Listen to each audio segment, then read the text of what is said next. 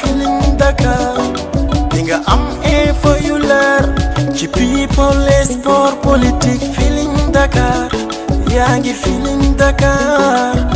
Feeling Dakar notre plateforme d'information.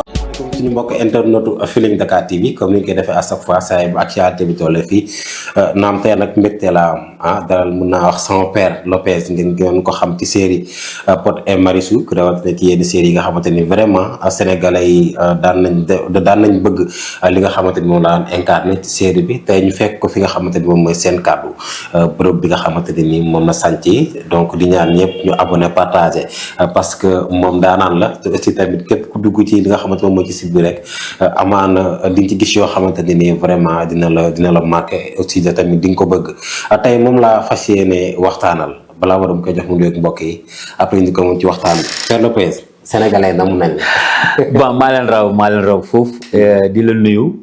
di nuyu internautes yeeg téléspectateurs yi ñuy suivre ci Feeling Dakar.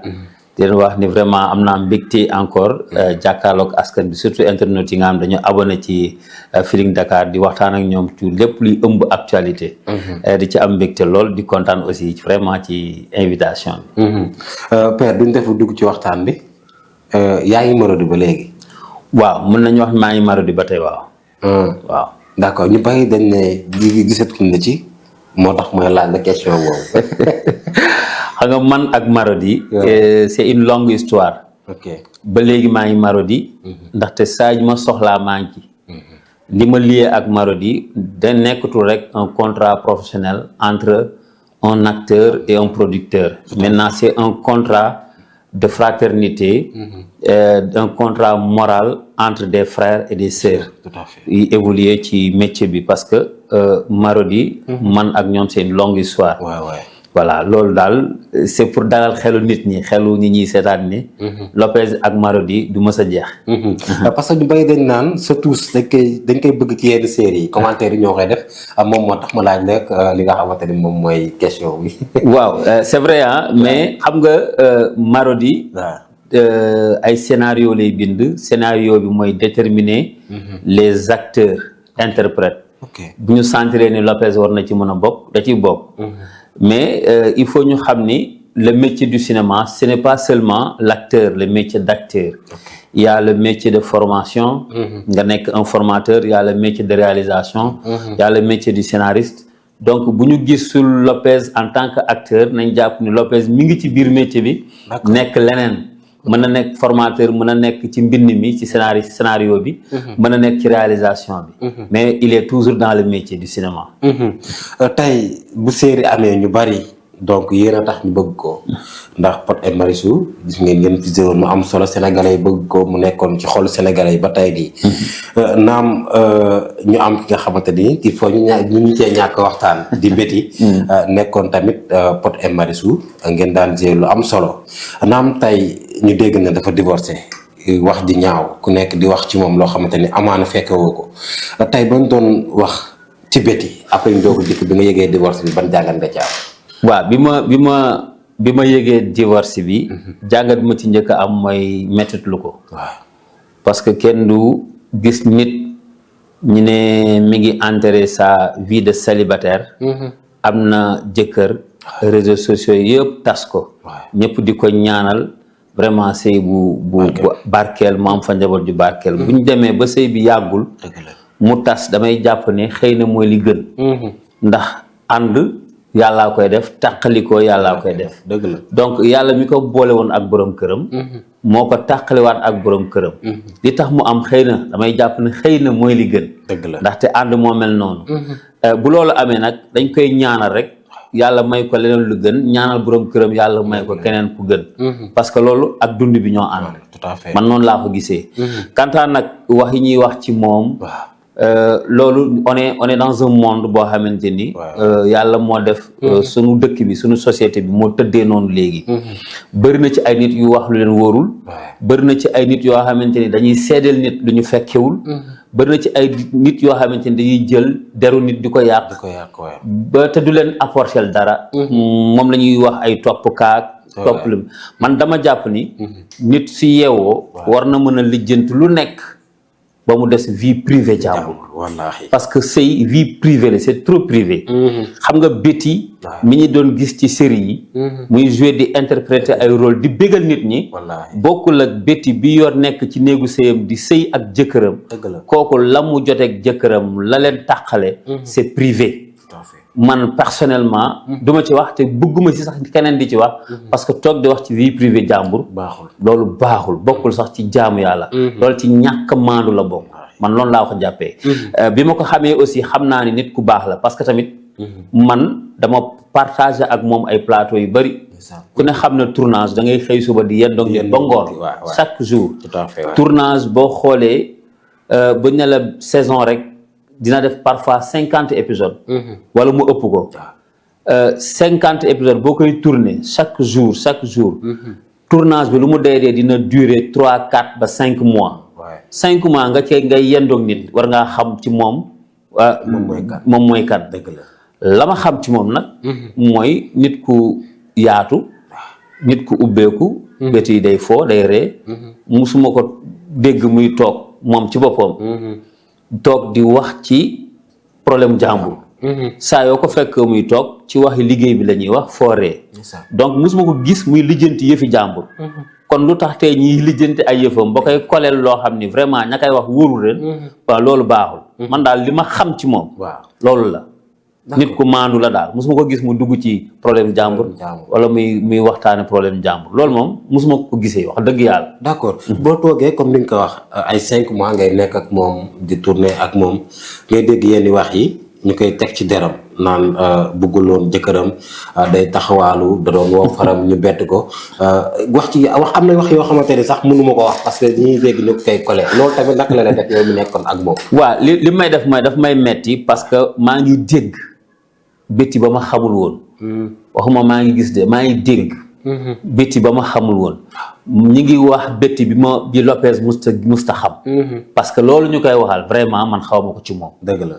du ma ni am na du ma ni amul waaye même bu dee am na maandu dafa baax ci doomu aadama wallaahi parce que dañ ni nit lépp loo ko xamal ci lu baax boo ko mënee wax ko ak foo ko mën a waxee mais lépp loo ko xamal ca safaan ba muy lu bon noppi day gën sincèrement man bi ma déggee problème bi am naa lu ma metti trop li tax mu metti ma nag mooy vraiment dama naan non est-ce que réellement Betty bi ma xam la ñuy wax nii Betty mel noonu du ko bon man xaw ma Betty bu bon bi quoi sincèrement moo tax bi ma ko déggee daf may jaaxal nañ jàpp ni rek bon ndogal la est-ce que moom rek la mës a dal nit am na fi jëkkër ji nekk milliardaire mu tàqali ko ak moom dëgg la jëkkër ji defal ko lu ne mu tàqali ko ak moom ñaata nit ñoo sëy tàqali ko ak seen jëkkër du Betty rek moo fi njëkkee du moo koy mujjee dëgg la lu tax mu tàqali ko ak jëkkëram ñu jël ay wax di ñaaw taftal ko ci kawam loolu dafa rafetul sax ba xamee ma ko loolu daal laa mën a wax d'accord boobu ba tey déggantoo wala xam nga man damay laaj rek bi divorce bi amee ba tey déggoo xamoo wala jot ngeen déggante non sincèrement jotuñu déggante pour dire vrai bi ma déggee affaire bi woowu ma koy aussi message ma ko aussi parce que dañ naan comme léegi réseaux sociaux yi dañuy rey nit te du dee ñu waxal nit lu amul ñu dem ba ci yàgg ko waxal di jéggalu su mbir amee ca tàng-tàng ba li la war mooy nga tey ba am ci lu leer d'accord ba am ci lu leer dégg naa woowaguma ko envoyé ma ko message pour laaj ko li may dégg en tant que sœur lu xew ba mu waxal ma boppam ne lii ak lii la dégganteeguñ pour dire vrai lépp lu ma ci am ci information li ma ciy dégg ci information maag yeneen sénégalais yi ñoo ci yam mais yëkkatee guma sama téléphone woo ko te yor naa it numéro te su ma ko woowee mu jël waaw d'accord tey nga nekk acteur donc def lu bari ci wàllu tey mën naa ne tey série yi ñu ci dugg yéen ci ngeen bokk amour bi tax ñoom ñu am ko tey boo déggee yenn artistes yi ñu leen di wax yi ñaaw yi te amaana comme ni ñu koy waxee lu ñuy joué ak ñoom du doon benn loolu naka la leen di def yéen ñi nga xamante ni yéen a nekk ci kii bi. waaw loolu dafay am ñaar yu ñuy def benn bi mbégte la. mbégte la waaw. li tax mu doon mbégte. li tax mu doon mbégte. mooy soo demee bay incarner benn rôle bi ngay incarner nit ñi di la juger ci rôle boobu. ba lay coller ci rôle boobu mooy ñu ngi lay suivre. dëgg la te nit lépp looy def da ngay bëgg ñu lay suivre. sa émission bi sax. am na ñoo xam ne ñu ngi koy xaar pour suivre ko. tout à fait waay. léegi nag loolu yow mi koy def dalay bégloo maanaam maa ngi def émission. te li may def am na ñu koy xaar pour suivre ko. loolu dalay bégloo kon. ñi lay xool di la juger ci rôle ba mooy ñi lay suivre. dëgg la mooy ñi la nga xam ne loo def ñu ngi koy xool. beneen bi dalay war ni carrément ni. li nit ñi di juger la personne ak personnage bi. moo fi ne maanaam du ñu xool nit kiy joué du ñu xool Malick Sow. mais Lopez la ñuy xool. voilà léegi bu fekkente ni Malick Sow nag la ñuy xool xëy na da ngay dem ci ay mbokkam ay xaritam. mais su fekkente ni Lopez ngay xool da ngay dem ci fans yi. internet yi. donc dafa nekk ñaari nit yu lay suivre yu bokk. dëgg la ñi la xam sa démb. ak ñi la xam à travers la télé. ñaar ñooñu bokkuñu ni ñu lay xoole bokkuñu ni ñuy analyser say mbir. tey jii boo waxee Lopez nii la mel. kaka xam Malick Sow xam démbam. dina ne déedéet. loolu rôle la rek. loolu noonu de bi nga am. voilà ci bëti sànq ne. waaw bi nga gis xaw ma ak bi nga dégg du doon benn. loolu nag mooy ñaari nit yi lay suivre bokkuñu. ki la xam démb. xam avant ce titre personnage. xam yaay kan. kooku bokk la ki nga xam ni moom acteur bi la xam. dëgg la ñaar ñooñu bokkuñu. ñaar ñooñu aussi seen jugement du mën a bokk ci yow. donc loolu da nga koy comprendre en tant que acteur xam ni Sénégal moo tëddee noonu. voilà d'accord Père kontaan naa donc parce que ñu bari ñu ngi doon wax ci moom moo tax ma ni man nu ma def dinaa ñëw toog ak yow parce que bu dul dara yéen ñaar yàgg ngeen comme ni ma la ko waxee kon li ñu wax rek ci moom loolu lañu mën a jàpp parce que yow au moins am ngeen li nga xamante ni dund ngeen ko bu ñu jugee foofu temps yi série yi gis nga ko mais gars yi Père bu dëgg neexee rek. Evenprod lañ teg ci kaw de Marodi fan la ne. xam nga. teg ci kaw dafa am ñaar. waaw ñaar bi benn bi mooy. moo xew daal. waaw li xew. waaw xam nga tey jii. ma jox la benn affaire. kan mooy roi des arènes. Modou Lo. tey jii lamb gi passé. diggante. Comment il s'appelle encore Ama ak Franc déggoo Modou Lo ñan ñoo xewoon moment boobu Ama moo xew ak Franc te pourtant roi bi kenn waxu ko ma nga toogam c'est-à-dire jamono ju nekk ak lay xew li xew rek la ñuy wax kon jàpp ngeen jamono ji Evenprod moo xew non c'est-à-dire du Evenprod moo xew damay jàpp ne jamono ji le cinéma sénégalais moo xew d'accord cinéma sénégalais bu ñu demee bañ naan Evenprod moo xew. Marodi moo xew. Pikini moo xew. Xaar Média moo xew. keneen ak keneen moo xew. seen kàddu moo xew. sunu kàddu moo xew. day dem ba nga xam ni kon ndekete marché bi. concurrence bi baax na fi. concurrence bi baax na fi. ok te loolu comme baax na fi dañuy jàpp rek ne. cinéma bi mi ngi dox. d'accord mi ngi dox. acteurs yaa ngi gën a bëri. kon loolu série yaa ngi gën a bëri. fierté la fierté la. parce que bi Marodi di ñëw avec sa série phare. ci Pod et Marichou dañ ko jàppee la série phare de Marodi TV. loolu dëgg la. parce que moo lancé Marodi. moment bi ñu koy def y avait une série qui s'appelait Wiri Wiri qui était là. ki doon def buzz aussi. tey jii ñu génnee Pod et Marichou génnee Wiri Wiri indi famille sénégalaise indi leneen ak leneen Karma Nafi. y a tellement de projets yoo nga xamante ni bu jeex benn na ngi xaar. dañ koy sant yàlla. dañ koy sant yàlla man damay wax ni rek sant yàlla la parce que. toll nañ foo xamante ni l'art est en train de nourrir son homme au Sénégal. série yi bëri na. maison de prod yi bëri nañ. acteurs yaa ngi ciy gis seen bopp loolu sant yàlla la. naam sax lu tax mu gën a am solo mooy acteurs yi nga xam ne kenn daaw leen gis léegi. ñu ngi fël ok. am na ñoo xam ne kenn gisatu leen woon. am na ci suñuy frère suñuy sœurs yi bokkoon jamonoy tey daaray Kocc am na ci bëri ñoo xam ne fayoon nañ kenn séenatu leen woon bi série yi génnee lañ leen dem jëliwaat ñu dugg ci série yi gars yi gisaat leen donc loolu sant yàlla la d'accord sant yàlla la Lopez boobu ci Marodi la yam wala tey bu ko beneen ki soxla woon comme genre Evenprod mu dem géo leen wala yow Marodi rek ngay non man dama nekk loo xam ne li ma lié ak Marodi du un contrat éternel Marodi d'ailleurs sax du man rek amul benn acteur bu signé ak Marodi daat ne Marodi keneen du ma soxla ci Marodi rek laa yem. ok dañu toll foo xam ne Sénégal acteurs yi. contrat moo leen di lié ak maison de production yi. ok bu jeexee beneen maison de production soxla la da ngay dem. des fois sa personnage dañ koy soxla ci yeneen série yi.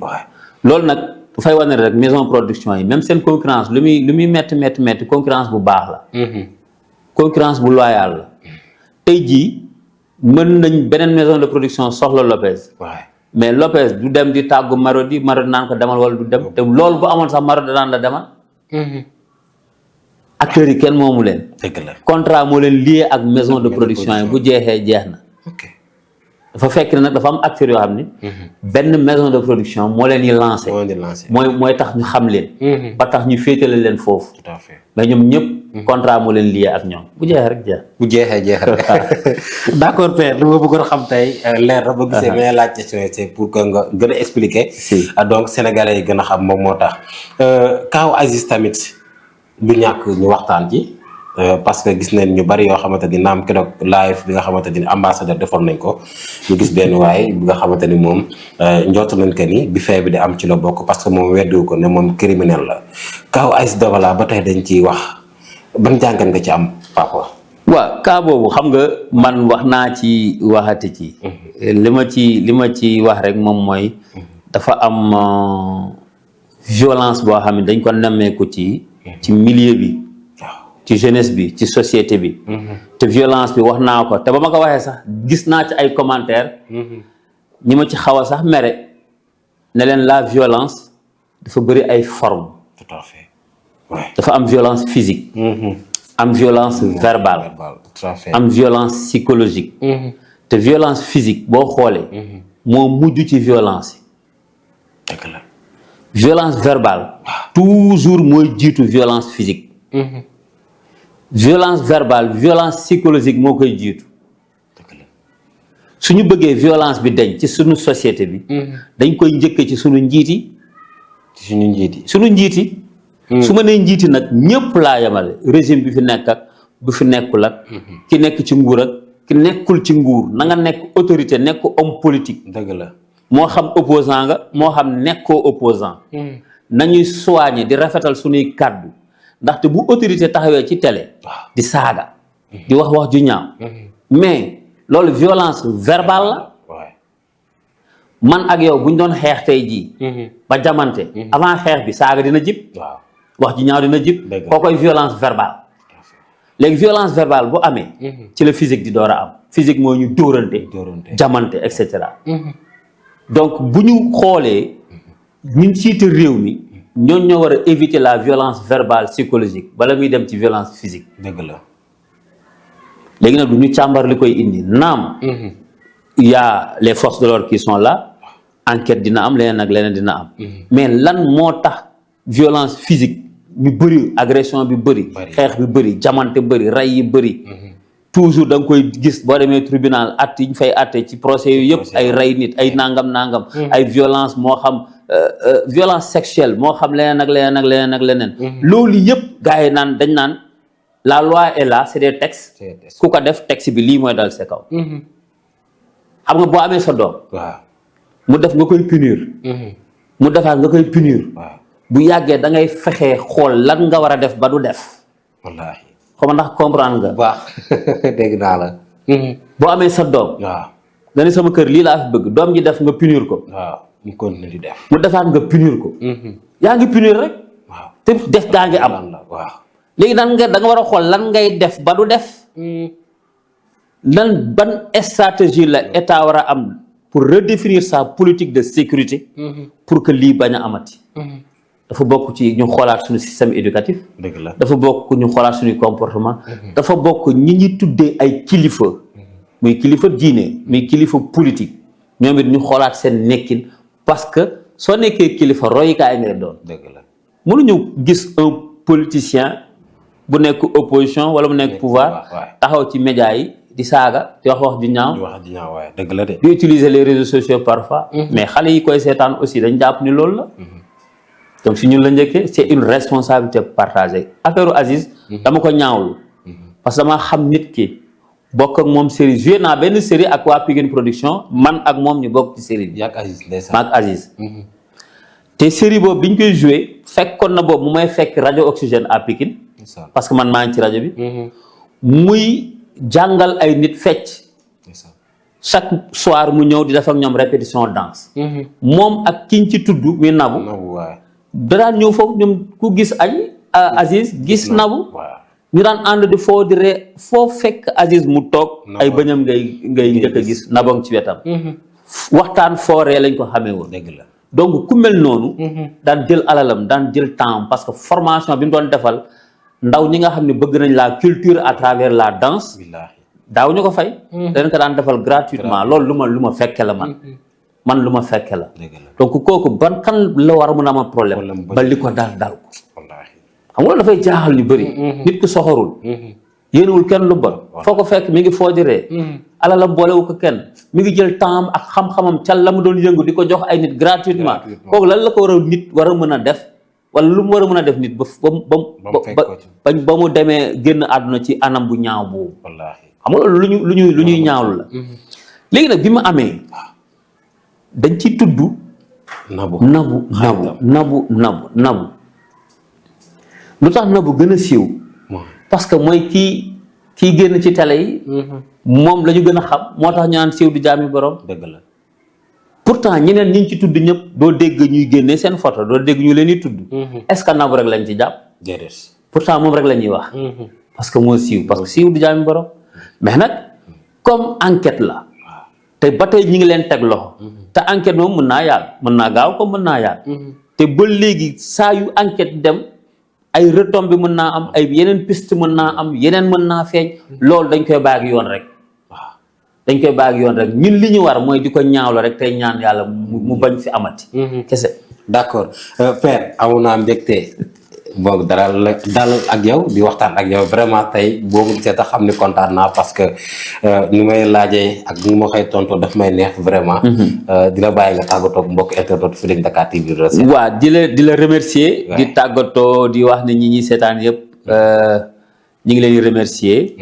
ci mbirum béti fa lay tàggatoo. foofu benn message lay lancé. parce que yàgg naa ko lancé. acteur ak actrice dafa am loo xam ne dañ ko war a éviter. li ñu war a éviter mooy lan nañu bàyyi booy dugg ci néegu sëy ñu may la may gu njëkk moo xam 5 millions la moo xam 2 millions la moo xam ay or la ñu étaler ko wane ko filmer ko di ko wane ci réseaux sociaux yi nañuy sóor ñi ñuy seetaan nekk suñuy fans te amuñu loolu boo nekkee ku nit ñi di roy da ngay moytu loolu bu dee da ngay sëy lala sa jëkkër may ci may gu njëkk yaag moom la ak yàlla nañu moytu acteur bu ci am jëkkër rek étaler 2 millions 5 millions lañ ma may ay or di ko génnee di solo ko ci réseau woo site internet yëpp ñu lay filmer ngay wane làmmiñ ak bët baaxul ba pare nañuy sóor fans bi toog yorul dara amul dara amul sax lu mu ndékkee te lay bëggee saa yu nekk ci télé bi nga toog yow ci télé bi ci réseaux sociaux yi di étaler ay or ay 5 millions yu ñu la may yaa ngi influencer yeneen jigéen yu bëgg loolu te amuñu ko baaxul en tant que royukaay muy góor muy jigéen dem na ci sax ba ñi ci am doom bébé yi sax dañ leen di filmer naan acteur wala star nangam am na doom dañu éviter di exposer suñuy vie privée dans les réseaux sociaux la vie professionnelle moom la ñu nit ñi xamee nañ leen jox vie professionnelle la vie privée reste privée man loolu laa amoon lu may lancer di leen remercier vraiment di leen wax ni lépp lu nit di wax ci nit na nekk lu ko wóor te bu dee wóor na la nga xam ne boo ko waxee sax baaxul noppi ko day gën di leen remercier bu baax waa Feeling Dakar di leen wax ni vraiment lépp lu ci jub rek ci yàlla la li ci dëng ci man la merci beaucoup jërë nga jëf suñu mbokk internet Feeling Dakar TV nee naa la nit ku baax la nit koo xamante ne vraiment bu waxee sénégalais yëpp dañ koy déglu jël ci moom li nga xamante ni moom mooy njëriñ parce que du wax kenn luy gaañ nit day wax rek li nga xamante ne ni vraiment moo nekk ci moom wax li nga xamante ni moom mooy intérêt ñi nga xamante ni ñoom ñoo ñuy seetaan di la ñaan gudd fan Père lépp li nga xamante ni bëgg nga ko suñu borom defal la ko di jaajëfal ki nga xamante ni moom mooy Mamadou moo nekkoon ci cadrage bi Ngom laa àndaloon donc tey nag Moussa Sob dëkk Pikine borom Pikine moo ma solo li nga xamante ni moom laa sol ni képp ko soxla rek da ngay woote ci numéro bi 77 157 27 56 77 157 27 56 Moussa Sock borom Pikine tey moo ma génn fii ñu bari nag ñu ngi naan ma temps yi kan moo lay solal moom la di leen jox di daje ak yéen incha allah jaay ngeen jëf. del déglu del xool Feeling Dakar site bi lay jox information yu leer Feeling Dakar yaa ngi Feeling Dakar di nga am info yu leer ci people et sport politique Feeling Dakar yaa ngi Feeling Dakar Feeling Dakar notre plateforme d'information